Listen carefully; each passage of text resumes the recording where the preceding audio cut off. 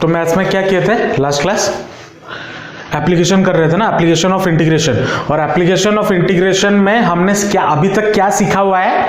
अगर हमारे पास कोई भी ग्राफ हो और वो कोई भी एक्स एक्सिस या वाई एक्सिस के साथ कुछ भी एरिया कवर कर रहा हो, मतलब अगर मान लो कुछ ऐसा ग्राफ है, एक ग्राफ ऐसा है और एक ऐसा है, अब ये और ये तो पैरेलल है ना, तो इनके बीच में एरिया, या फिर अगर हम ऐसे बोले, ऐसा एक एक्सिस और ग्राफ के बीच में एरिया, वो निकालते थे। अभी तक तो वही कर रहे थे, है ना। मतलब एक कर्व हुआ करता था और एक कोई इन दोनों में से कोई एक एक्सिस हुआ करता था, या फिर अगर एक्सिस ना हो तो पैरेलल हो उस एक्सिस से कोई एक लाइन हुआ करता था।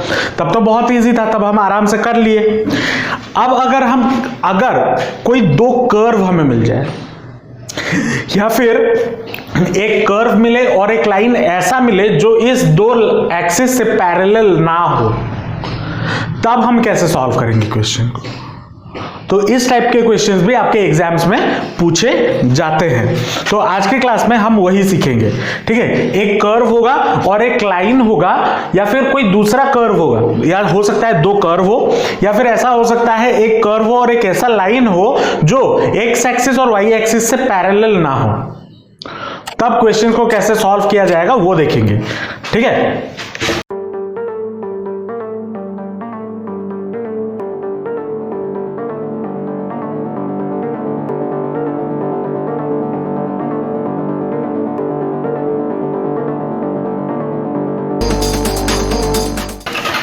आपका जो बेसिक स्टेप्स है, जो आपको क्वेश्चन सॉल्व करवाते वक्त फर्स्ट क्लास में मैंने आपको बोला था, जो बेसिक स्टेप्स है वो सेम रहेगा, लेकिन इसमें थोड़ा चेंजेस आएगा।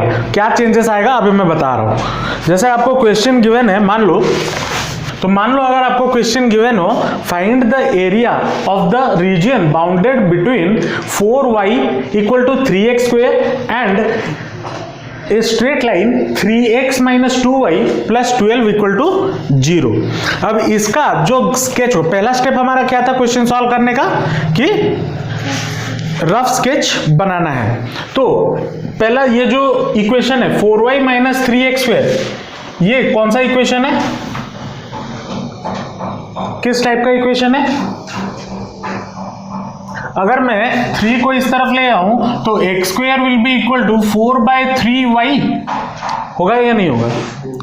तो x² equal to something 4ay, ये किसका इक्वेशन हुआ करता था?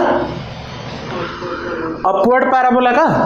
तो ये हो गया आपका अपवर्ड पैराबोला, ये बनेगा, ठीक है। 4a यहाँ पे आपका जो कांस्टेंट है वो है क्या, 4/3, और y है, मतलब ये अपवर्ड पैराबोला होगा। और स्टार्ट कहां से होगा? ओरिजिन से।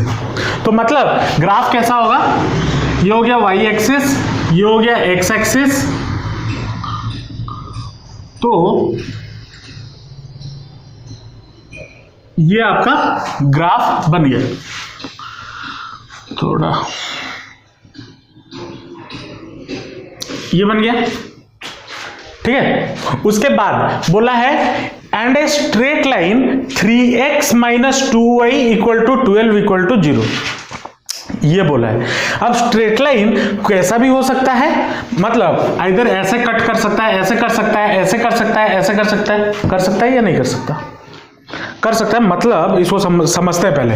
मान लो एक ये कोऑर्डिनेट एक्सिस है और कोई भी स्ट्रेट लाइन बोल रहा है, अगर मुझे x = 2, x = 3 या फिर y = 2, y = 3 मिलता, तो these lines are parallel to x axis and y axis. लेकिन यहां पे हमें स्ट्रेट लाइन का इक्वेशन क्या गिवन है? 3x - 2y + 12 = 0, ये गिवन है, ठीक है। अगर ये गिवन है तो हम इसका स्ट्रेट लाइन कैसे बनाएं? कोई भी आर्बिट्रेरी स्ट्रेट लाइन हो सकता है, मान लो ऐसे हो सकता है, ऐसे बन सकता है, ऐसे बन सकता है, या फिर ऐसे बन सकता है, या फिर ऐसे बन सकता है, कुछ भी स्ट्रेट लाइन बन सकता है आर्बिट्रेरी। तो अब कोई भी स्ट्रेट लाइन बने, कोऑर्डिनेट ज्योमेट्री में स्ट्रेट लाइन का एक चीज कॉमन है, चाहे आप कैसा भी स्ट्रेट लाइन बना लो। क्या कॉमन है? कि वो स्ट्रेट लाइन एक्स एक्सिस और वाई एक्सिस को कोई ना कोई पॉइंट पे कट जरूर करेगा, करेगा या नहीं करेगा, जो कोई भी एक्सेप्ट अगर वो लाइन पैरेलल्स ना हो। अगर पैरेलल्स होगा तो वो सिर्फ एक्स एक्सिस को कट कर रहा होगा या फिर वाई एक्सिस को कट कर रहा होगा, लेकिन उसके अलावा जो भी स्ट्रेट लाइन होगा वो एक्स एक्सिस और वाई एक्सिस को कट करेगा ही करेगा। करेगा या नहीं करेगा, करेगा। तो अभी हमें इक्वेशन क्या गिवन है, इक्वेशन स्ट्रेट लाइन का इक्वेशन गिवन है 3x - 2y + 12 = 0। ठीक है, अब मान के चलते हैं, अगर मान लो ये कोई भी एक रैंडम स्ट्रेट लाइन है, मान लो कोई ऐसा रैंडम स्ट्रेट लाइन है जिसका इक्वेशन ये गिवन है, तो एक पॉइंट पे वो एक्स एक्सिस को कट कर रहा होगा, और अगर एक्स एक्सिस को कट कर रहा होगा, एक्स एक्सिस में वाई कोऑर्डिनेट हमारा क्या होता है, 0 होता है। तो हम अभी निकालने के वाले हैं पॉइंट्स या फिर coordinates at which the line या this वाला line, the straight line cuts x axis and y axis। ठीक है, हम ये दो पॉइंट निकालेंगे। अब अगर x एक्सिस पे कट कर रहा होगा, y कोऑर्डिनेट हमारा क्या होगा, 0 होगा। तो y मैं मान के चलता हूं, लेट मतलब y कोऑर्डिनेट हमारा 0 अगर हो गया, y अगर 0 हो गया, तो इस इक्वेशन में अगर मैं y पुट कर दूं, y का वैल्यू पुट कर दूं, मुझे x का वैल्यू मिल जाए, x कोऑर्डिनेट मिल जाएगा। तो 3x - 2 × 0 + 12 = 0 हो गया। तो 3x = कितना हो गया, -12, और x will be equal to -4 होगा या नहीं होगा। तो जब y का वैल्यू 0 है तब x का वैल्यू कितना हो जाएगा, -4। मुझे एक कोऑर्डिनेट मिल गया। और उसके बाद अब वो स्ट्रेट लाइन y पॉइंट पे, y एक्सिस पे कोई ना कोई पॉइंट को कट कर रहा होगा, और अगर y एक्सिस पे कोई ना कोई पॉइंट को कट कर रहा होगा, वहां पे x कोऑर्डिनेट हमारा क्या होगा, 0 होगा। तो जब x = 0 हुआ तो y = कितना हो जाएगा, 3 × 0 - 2 × y + 12 = 0 ये होगा। तो 2y will be equal to 12, तो y इक्वल टू कितना आ गया, 6 आ गया या नहीं आ गया, आ गया। मतलब x अगर 0 हुआ तो y हमारा कितना हो जाएगा, 6। तो मुझे दो पॉइंट्स ऐसे मिल गए जहां पे ये स्ट्रेट लाइन उस कोऑर्डिनेट को कट कर रहा होगा। मतलब एक पॉइंट होगा क्या, -4, 0, और दूसरा पॉइंट कौन सा होगा, 0, 6 होगा या नहीं होगा। तो -4, 0 कहां पे होगा, मान लो अगर ये 0 है तो ये हो गया 1, 2, 3 एंड 4, ये मान लो 4, तो ये पॉइंट हो गया -4, 0, ये पॉइंट हो गया। और 0, 6 मतलब अगर ये 0 है, इसको 1, 2, 3, 4, 5 एंड 6, तो ये हो गया आपका 0, 6, ये पॉइंट हो गया। मतलब अगर मैं एक स्ट्रेट लाइन ड्रॉ करता हूं और इन दो कोऑर्डिनेट को ज्वाइन कर देता हूं, तो मुझे कुछ ऐसा कोऑर्डिनेट मिलेगा, मिलेगा या नहीं मिलेगा, मिलेगा। अब इसको अगर, अच्छा ये ग्राफ थोड़ा बड़ा होना चाहिए, 0, 1, 2, 3, 4, 5, 6, तो ये हो गया 6, 0, तो ये बनेगा ऐसा, फिर इधर कट कर रहा होगा। मान लो ये स्ट्रेट लाइन है, अब उतना और बड़ा नहीं कर सकते, ठीक है। हाँ नहीं, मुझे वो पॉइंट दिखाना था ना, क्योंकि ये पॉइंट भी हमें निकालना है। तो ये जो स्ट्रेट लाइन है, तो अब मुझे दो पॉइंट मिल गए जहां पे ये, जहां से ये स्ट्रेट लाइन पास कर रहा होगा, ठीक है। स्ट्रेट है नहीं है लेकिन मान लो, ठीक है, स्ट्रेट लाइन पास कर रहा होगा। तो मुझे कौन सा एरिया निकालना है, ये वाला एरिया, इस स्ट्रेट लाइन और इस ग्राफ के अंदर, मतलब ये वाला पार्ट का एरिया मुझे कैलकुलेट करना है, ठीक है। इतना तक समझे कैसे डायग्राम बनाएंगे। और ये दो कोऑर्डिनेट हमें मिला, कैसे मिला समझ में आया। पहले इसको लिखो फिर और आगे चलाऊं। नहीं तो इस तरफ देखो। अब देखो नेक्स्ट स्टेप क्या होता है, डायग्राम तो बन गया, नेक्स्ट स्टेप क्या होता है, हाँ point of intersection, point of intersection होता है ना, find the point of intersection. तो पॉइंट ऑफ इंटरसेक्शन कहां कहां पे है, एक तो यहां पे और दूसरा यहां पे। ये लाइन पैराबोला को इन दो पॉइंट पे कट कर रहे हैं, तो पॉइंट ऑफ इंटरसेक्शन हमारा क्या क्या हो जाएगा, पॉइंट ऑफ इंटरसेक्शन। अब पॉइंट ऑफ इंटरसेक्शन निकालने के लिए मुझे क्या करना होगा, हमें क्या इक्वेशंस गिवन है, एक गिवन है 4y = 3x² और दूसरा क्या गिवन है 3x - 2y + 12 = 0।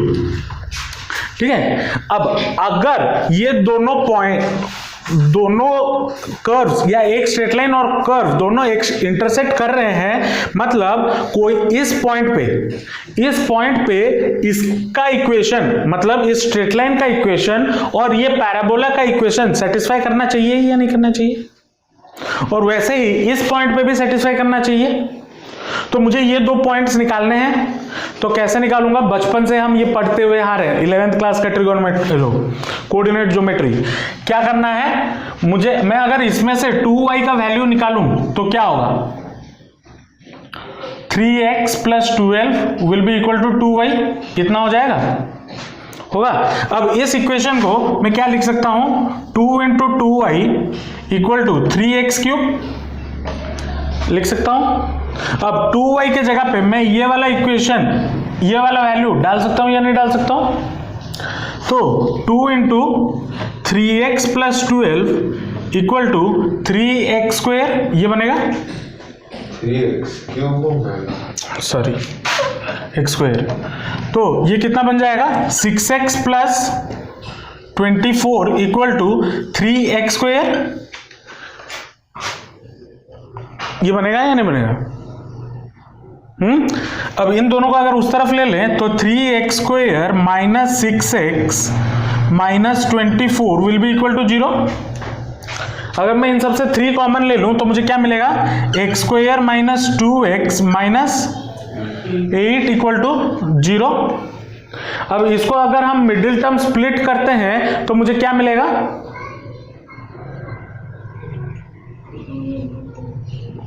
4 × 2, 4 और 2 तो मतलब -2 है, तो -4 - 2 तो मतलब x - 4 और x + 2 ये होगा। इसको अगर स्प्लिट किया जाए, मैं डायरेक्ट किया हूं, इतने बड़े हो गए तो स्प्लिट कैसे करना है तो पता ही होगा, वो बताने की जरूरत नहीं है इक्वल टू 0। तो x का वैल्यू क्या क्या हो जाएगा, x का वैल्यू 1 हो जाएगा 4, दूसरा हो जाएगा 2, सॉरी -2, होगा या नहीं होगा। तो ये दोनों इक्वेशंस को जब मैंने सॉल्व किया, तो मुझे ये दोनों इक्वेशन को जब एक साथ मैंने सॉल्व किया तो वो क्यों सॉल्व किया गया, ताकि मुझे दो कोऑर्डिनेट जहां पे वो दोनों पॉइंट इंटरसेक्ट कर रहे हैं, मुझे वो दोनों का x का कोऑर्डिनेट मिल गया। अब मुझे y कोऑर्डिनेट निकालना है, तो y कोऑर्डिनेट निकालने के लिए मैं क्या करूंगा, कोई भी एक इक्वेशन में, आइदर इस वाले इक्वेशन में या फिर इस वाले इक्वेशन में, दोनों वैल्यूज पुट कर दो। ठीक है, कौन सा इक्वेशन में करें, इस वाले में कर देते हैं या इस वाले में करें, इस वाले में करें, बोलो इसमें करते हैं, चलो ठीक है। इसमें अगर पुट करते हैं तो मुझे क्या मिलेगा, यहां पे लिख रहा हूं 3 × पहले x = 4, अगर पुट करता हूं तो 3 × 4 - 2y + 12 = 0, तो 12 - 2y + 12 = 0, तो -2y = -24, तो y = कितना हो जाएगा 12, ये आ जाएगा। तो जब x का वैल्यू 4 होगा, y का वैल्यू कितना होगा 12 होगा।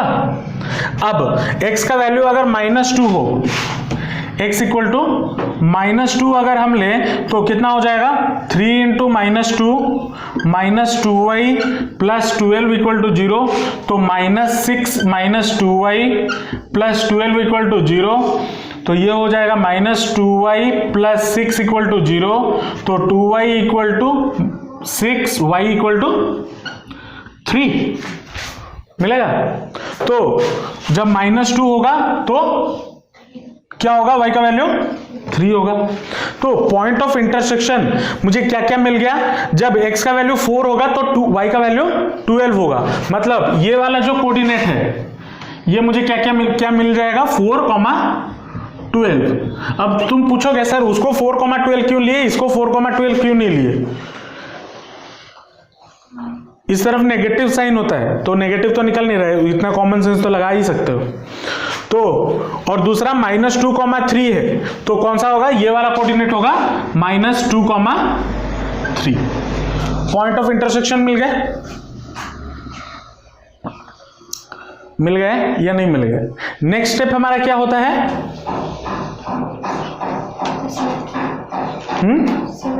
सिमेट्रिक चेक करना। तो क्या ये ग्राफ आपको सिमेट्रिक दिख रहा है, इस तरफ ये छोटा है इस तरफ बड़ा है, तो क्या सिमेट्री है, नहीं है, तो सिमेट्री नहीं है। चलो उसके बाद एक रेक्टेंगुलर स्ट्रिप लेना है। अब यहां पे आता है थोड़ा सा चेंज, बता रहा हूं, पहले इसको लिखो मैं इसको मिटाऊंगा। अब नेक्स्ट चीज क्या आता है, नेक्स्ट चीज आता है हमें बनाना है एक रेक्टेंगुलर स्ट्रिप। तो रेक्टेंगुलर स्ट्रिप हम कहां पे बनाएंगे, जिस वाले पार्ट का एरिया हम निकाल रहे हैं, तो एरिया हम इस वाले पार्ट का निकाल रहे हैं ना, तो स्ट्रिप कहां पे बनेगा, ऐसा कुछ बनेगा,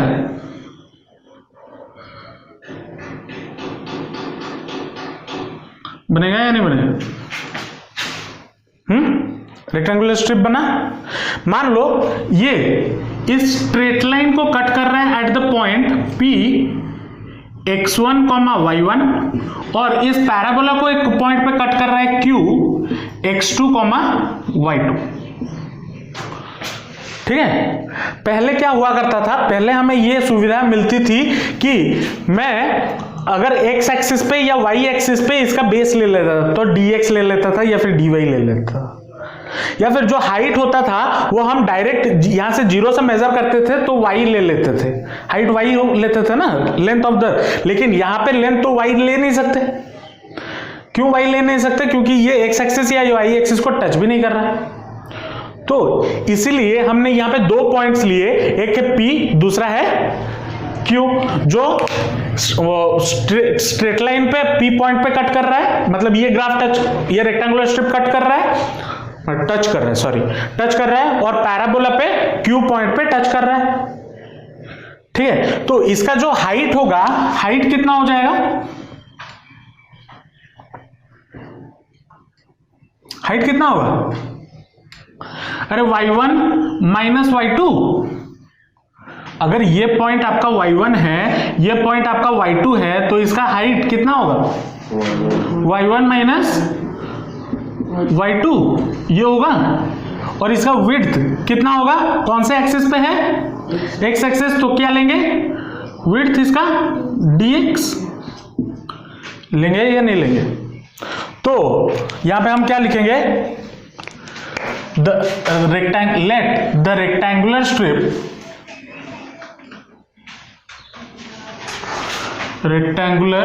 strip touches straight line at P, और कोऑर्डिनेट लिख लेना x1, y1 and parabola at Q x2, y2। तो therefore area of strip या rectangular strip will be equal to y1 minus y2 into dx। ये होगा या नहीं होगा। अब इसका लिमिट्स क्या क्या होगा, नेक्स्ट स्टेप तो वही था, फाइंड द लिमिट्स। तो लिमिट्स कैसे निकालते थे? ये रेक्टेंगुलर स्ट्रिप जहां से जहां मूव कर रहा था, कहां से कहां मूव कर रहा है, एक्स एक्सिस पे कहां से कहां मूव कर रहा है, 3 यहां तक आएगा एंड, फिर यहां पे खत्म हो जाएगा, तो कहां से कहां तक, -2 से 4 तक। और अगर मैं हॉरिजॉन्टल स्ट्रिप लेता तो वो ऐसे मूव करता, तो कहां से कहां जाता, 3 से लेके 12 तक जाता। एज बिकॉज मैंने वर्टिकल लिया है तो वो ऐसे मूव करेगा, ऐसे अगर मूव करेगा तो कहां से कहां जाएगा, -2 तक आएगा, एंड पॉइंट तो -2 होगा, और यहां पे कहां तक जाएगा, 4 तक जाएगा। तो लिमिट्स क्या क्या हो जाएंगे, limits x equal to lower limit हो जाएगा -2 और अपर लिमिट हो जाएगा 4। होगा या नहीं होगा? देयरफॉर हम क्या बोल सकते हैं, area under curve is equal to integration of y1 minus y2 dx, और लिमिट कहां से कहां तक, -2 से लेके 4 तक। अब क्या करते थे हम, उसके बाद क्या करते थे, y का वैल्यू पुट करते थे। अब हमें यहां पे इक्वेशन गिवन है, क्या क्या इक्वेशन गिवन है, 4y equal to 3x square given है। ये किसके लिए, ये किसका इक्वेशन है, अभी ये किसका इक्वेशन है, पैराबोला का। एरिया क्या बोल रहे हो, गांजा फूकी हो क्या, पैराबोला का इक्वेशन है। तो यहां पे 2 y है, पैराबोला का y कौन सा है, पैराबोला का y कौन सा है, पैराबोला पे कौन सा y है, y2 है, पैराबोला पे कौन सा y है, y2 है। तो this one will be equal to 4y2 equal to 3x square, ये होगा। तो y2 will be equal to कितना, 3/4 x स्क्वायर। तो y2 के जगह पे हम ये वाला वैल्यू डालेंगे। अब y1 दूसरा इक्वेशन क्या गिवन है, स्ट्रेट लाइन का, तो 3x minus 2y plus 12 equal to 0। Straight line के लिए y कौन सा है, y1, तो y1 ये हो जाएगा y1, तो माइनस या फिर 3x plus 12 will be equal to 2y1, तो y1 will be equal to कितना, 3x प्लस 12/2, ये होगा। तो y1 और y2 के जगह पे क्या वैल्यूज डालना है वो हमें मिल गया, मिला या नहीं मिला, मिला। तो इस इक्वेशन को मैं क्या लिख सकता हूं, इंटीग्रेशन ऑफ -2 से लेके 4, y1 हमारा कितना है 3x प्लस 12/2, फिर माइनस y2 कितना है 3/4 x स्क्वायर dx, ये बनेगा,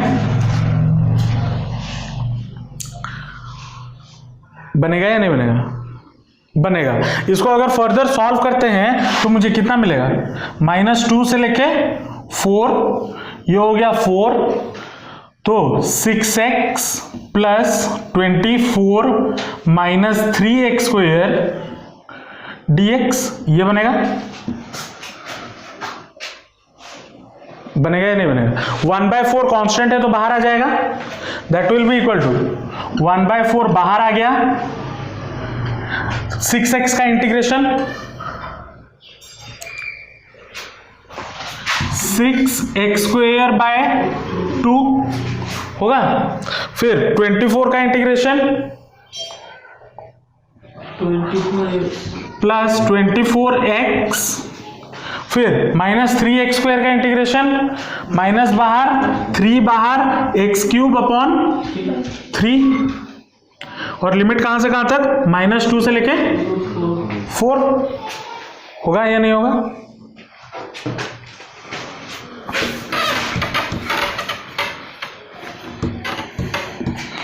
अब इसको फर्दर सॉल्व करते हैं तो कितना हो जाएगा, 1/4, यहां से ये 2 ये घटा तो 3, और ये 3 से 3 गेट्स कैंसल्ड, तो 3x square minus x³ plus 24x और लिमिट है -2 से लेके 4 तक। अब इसको अगर सॉल्व करते हैं तो कितना मिलेगा, अपर लिमिट पुट करो तो 1/4 होल इंटू 4 का स्क्वायर 3 इंटू 16 माइनस 4 का क्यूब कितना होता है 16 4 जा 64 प्लस 24 इंटू 4 ये हो गया। फिर माइनस क्या हो जाएगा 3 इंटू -2 का स्क्वायर कितना 4 3 इंटू 4 फिर -2 का क्यूब मतलब -8 फिर प्लस 24 इंटू -2 तो -24 इंटू प्लस 24 इंटू -2 ये बनेगा। इसको फर्दर और सॉल्व करना है तो सॉल्व करते हुए जाएंगे तो that will be equal to 1/4 16 into 3 18 3 4 48 minus 64 plus 16 6 8 9 96 minus 12 plus 8 -8 हो गया और ये 4 48 ये हो गया। तो 1/4 इंटू ये कितना हो जाएगा 48 और 96 48 और 96 14 4 144 माइनस 64 तो 0 14 से 6 जाएगा तो 80 फिर माइनस ये हो जाएगा कितना 48 से 8 गया तो -40 प्लस 12 -40 प्लस 12 28 तो -28 माइनस प्लस 28 ये होगा। That will be equal to कितना 1/4 इंटू 108 तो इसको 108 को 4 से काटे तो 4 2 जा 8 7 जा तो ये हो गया आपका 27 स्क्वायर यूनिट। तो area covered under this graph equal to कितना आ गया 27 स्क्वायर यूनिट। समझे या नहीं समझे? समझ में आया चिको? लिख लो। मान लो क्वेश्चन आपको गिवन है फाइंड द एरिया बाउंडेड या area of the region bounded between the parabola y square equal to 4ax and x square equal to 4ay। मतलब यहाँ पे दोनों जो इक्वेशन है वो कौन सा इक्वेशन है? पैराबोला का इक्वेशन है। ये किसका इक्वेशन है? Right hand parabola. और ये किसका इक्वेशन है? Upward parabola. चलो उसका ग्राफ बनाते हैं। ये हो गया,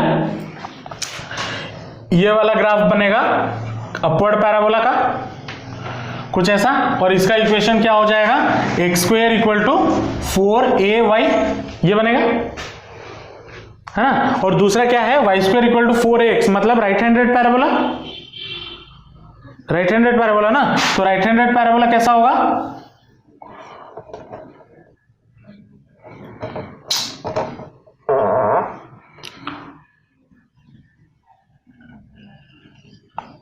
कुछ ऐसा होगा या नहीं होगा? और इसका इक्वेशन क्या है Y square equal to 4ax। मुझे क्या निकालना है? एरिया निकालना है। कहां का? ये वाला बीच वाला पोर्शन का एरिया निकालना है। ये डायग्राम बन गया, डायग्राम यही है। लेकिन यहां पे अभी हमारे पास आ गए कितने? दो कर्व। वहां पे अभी तक हम क्या लाइन के साथ खेलते हुए आ रहे थे, अभी आ गए दो कर्व। तो दो कर्व में क्या करना है? नेक्स्ट पॉइंट, ये तो डायग्राम बन गया। चलो नेक्स्ट पॉइंट क्या करना था?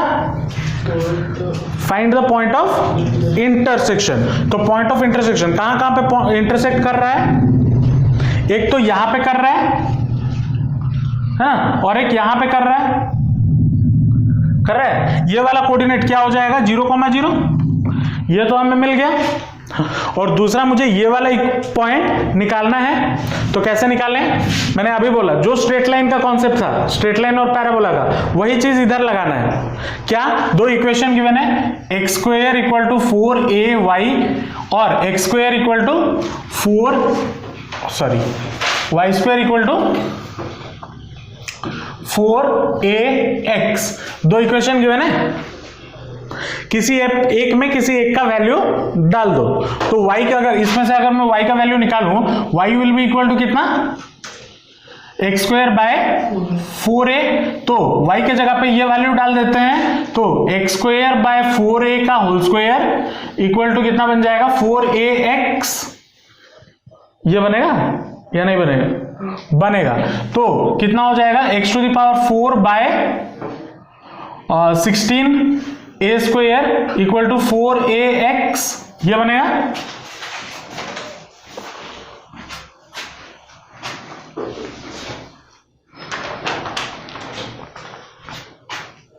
बनेगा। तो x⁴ कितना हो जाएगा? 4ax इंटू 16a² कितना हो जाएगा? 16 इंटू 4 64। तो x⁴ इक्वल टू 64a³ ये मिलेगा या नहीं मिलेगा? इसमें से अगर मैं इसको इस तरफ ले आऊं तो कितना बन जाएगा? x⁴ - 64a³x ये बनेगा। इसमें से इक्वल टू 0 ये बनेगा ना। अब इसमें से अगर मैं x कॉमन ले लूं तो मुझे बचेगा क्या? x⁴ -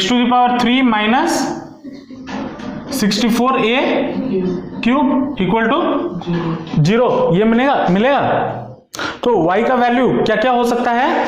y बोल रहा हूं, x का वैल्यू क्या क्या हो सकता है? एक तो हो सकता है 0, दूसरा क्या हो सकता है?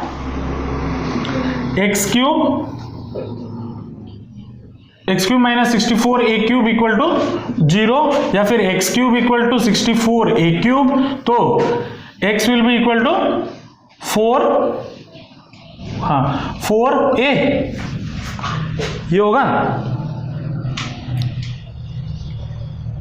या नहीं होगा?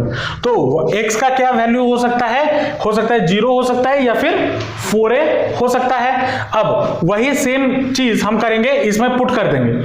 जब x इक्वल टू 0 होगा तो y इक्वल टू, इस इक्वेशन में अगर पुट करेंगे तो कितना हो जाएगा? y will be equal to 0 का square by 4a which is equal to 0। तो मतलब y का वैल्यू भी 0 आ गया, जो पॉइंट हम पहले से ही बोल चुके हैं, 0,0। और दूसरा, अगर x इक्वल टू 4a डालें तो y इक्वल टू कितना हो जाएगा? 4a का होल स्क्वायर बाय 4a। तो एक 4a और एक 4a गेट्स कैंसिल, तो y इक्वल टू कितना बन गया? 4a। ये कब है? जब x इक्वल टू मैंने क्या डाला? 4a डाला। तो ये जो पॉइंट है, मुझे कोऑर्डिनेट क्या क्या मिला? 0,0 और एक 4a, ये दो पॉइंट्स मिले या नहीं मिले? तो ये तो 0,0 हो गया, और ये कितना हो जाएगा? 4a, 4a। Point of intersection मिल गया। पॉइंट ऑफ इंटरसेक्शन के बाद क्या करते हैं? सिमेट्री। ये सिमेट्री होगा, ये वाला एरिया जो निकालने वाले हैं, नहीं सिमेट्रिकल तो बात ही नहीं उठता। उसके बाद नेक्स्ट क्या करना था? Rectangular strip. अब हम इसमें क्या लेंगे? रेक्टेंगुलर स्ट्रिप लेंगे। तो रेक्टेंगुलर स्ट्रिप मान लो मैंने ऐसे ले लिया, ये वाला और ये वाला, ठीक है। ये वाला पॉइंट मान लो P और ये वाला पॉइंट मान लो Q, और P का जो कोऑर्डिनेट है वो है मान लो x1, y1, और Q का जो कोऑर्डिनेट है वो है x2, y2, ठीक है। इसका विड्थ कितना हो जाएगा? विड्थ मान लो dx, क्योंकि x एक्सिस से पैरेलल है तो विड्थ मान लिया dx। तो लेंथ कितना हो जाएगा? y1 माइनस y2, ये हो गया लेंथ, हो गया। तो एरिया ऑफ रेक्टेंगुलर स्ट्रिप कितना हो जाएगा? एरिया ऑफ रेक्टेंगुलर स्ट्रिप कितना होगा y1 minus y2 into dx। अब इसका लिमिट चेक करेंगे, लिमिट क्या हो जाएगा, कैसे मूव करेगा, ये ऐसे मूव करेगा, तो मतलब x एक्सिस के अलोंग मूव करेगा, तो कहां से कहां जाएगा, 0 से लेके 4a तक। तो लिमिट हो जाएगा x इक्वल टू 0 से लेके x इक्वल टू 4a तक, लिमिट मिल गया। अब y1 का वैल्यू निकालना है और y2 का वैल्यू निकालना है। हाँ, y1 कौन से कर्व को टच कर रहा है, y1 कौन से पॉइंट, कौन सा ग्राफ को टच कर रहा है, right hand parabola. y1 right hand parabola को टच कर रहा है, तो y1 हमारा कितना हो जाएगा, y1 will be equal to, इसका इक्वेशन क्या है, राइट हैंड पैराबोला का ये वाला, तो y1 will be equal to 4ax का रूट ओवर, तो y1 will be equal to 2 root a into root x, ये होगा। तो y1 के जगह पे area equal to integration of 0 से लेके 4a, और y1 के जगह पे क्या डलेगा, 2 root a into root x, ये माइनस, फिर y2 हमारा कौन सा है, कौन से पॉइंट को टच कर रहा है, कौन से कर्व को, अपवर्ड पैराबोला। तो अपवर्ड पैराबोला का equation x square minus equal to 4ay, तो y will be equal to, y2 will be equal to x square by 4a होगा या नहीं होगा, होगा। तो कितना हो जाएगा, y2 x square by 4a dx, ये बन जाएगा, बनेगा या नहीं बनेगा। इसको अगर हम सॉल्व करते हैं तो कितना हो जाएगा, 0 से लेके 4a, अब ये 2 रूट a कांस्टेंट है तो बाहर आ जाएगा, इसको डायरेक्टली सॉल्व करते हैं, 2 रूट a बाहर आ गया, रूट x का इंटीग्रेशन क्या बन जाएगा, x to the power 3/2 by 3/2, मैंने आप छुआ केते इंटीग्रेशन कला पर डायरेक्ट करिया शिखियो। अबे 33टा क्लास सेठी सारी देली, 34टा क्लास एप्लीकेशन रे 3टा क्लास सरलानी, x to the power 3/2 time save करियो चेष्टा कर, एग्जाम रे एडा बड़ बड़ क्वेश्चन पे तुम भाबुछ टाइम सफिशिएंट हबो, तमे एते स्टेप करी कला बेलू, स्टेप करी करो से भल, बहुत भल कथा, भूल हमारा चांसेस बहुत कम, किंतु एते तो प्रैक्टिस करा है गेला ना, तुम डायरेक्ट मुहर मुहर करि परिबे ए सब इंटीग्रेशन छोटे मोटिया। माइनस इसका इंटीग्रेशन क्या हो जाएगा, 1/4a बाहर, और इंटू एक्स क्यूब बाय 3, और लिमिट कहां से कहां तक, 0 से लेके 4a तक। इसको अगर सॉल्व करते हैं तो कितना हो जाएगा, 2 into root a into x to the power 3/2 into 2/3, sorry, minus 1/12a into x cube, 0 से लेके 4a, ये वाला साइड लिख चुके हो।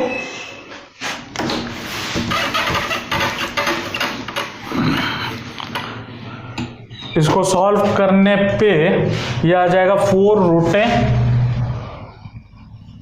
Into x to the power 3/2, 4 root a by 3 into x to into x to the power 3/2 minus 1/12a या x cube by 12a, और limit कहां से कहां तक, 0 से लेके 4a। अब लिमिट पुट करो तो कितना हो जाएगा, 4 root a bye 3 into 4a का 3/2 माइनस 4a का क्यूब बाय 12, माइनस हर जगह पे x के जगह पे 0 पुट होगा तो वो हो जाएगा वो टर्म 0, तो इतना बचेगा, तो that will be equal to कितना, 4 रूट a बाय 3 इंटू ये कितना हो जाएगा